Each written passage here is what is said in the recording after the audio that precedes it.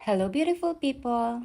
Another mini vlog. This video was yesterday. It's Sunday. So for today's video, isi-share ko sa inyo yung aming typical Sunday routine. So before we start our day, gumagawa muna ako ng 5 greens. Para kahit paano naman healthy-healthyhan tayo. Madami kasing benefits yung 5 greens, kaya very good siya. Anyway, tulog pa yung mga bagets. Si manager naman nag-shower na. Medyo late na kami gumigising pag Sunday. It's easy like Sunday morning, ika nga. It's already 10 a.m. Mukhang hindi na kami makakapag-breakfast.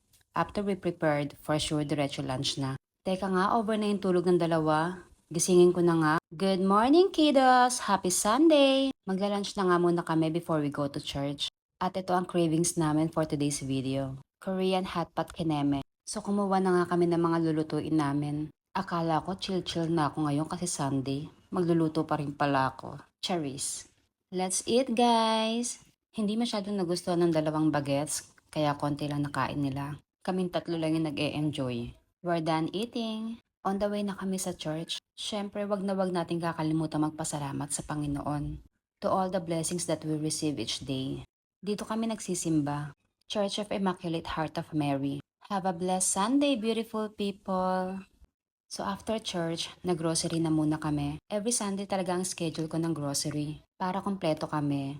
Para nabibili rin ng mga kids yung mga gusto at needs nila. Hindi ko na sinama yung grocery kineme ko dito sa video. Masyado kasing mahaba, nakshuta. Gawaan ko na siya ng separate vlog. Anyway, may mga nagre-request din naman na mag-grocery vlog ako. Oh, hindi mo kaya, vloggeries! Nakauwi na nga pala kami niyan. Inayos ko lang yung mga pinag-grocery namin. And we went out again for dinner. Nag-aya si manager dito sa Satay by the Bay.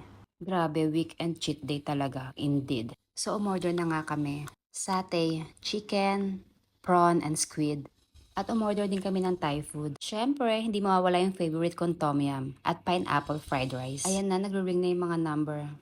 Self-service dito kaya huwag kang paarte-arte ha. Nag-ring na rin yung sate kaya for the collect na kami ni manager.